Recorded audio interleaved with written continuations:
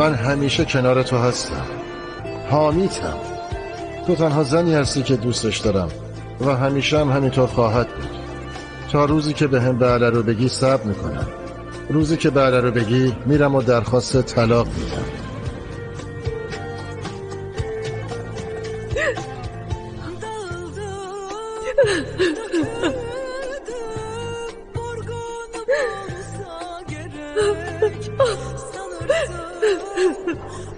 برو دادگاه.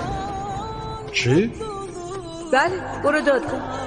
هر چقدر میخواد طول بکشه، اصلا تا قیامت طول بکشه، اون دادگاه تشکیل میشه. تو جدی میگی؟ بله. تو اون مدت هم خونه ای که گفتی میگیری، تو و من و بچه‌مون خوش و خرم با آرامش زندگی کنیم. بس. شعله واقعا خوشحالم کردی. همونطوری که میخوای پیش میره، رسمی و علنی.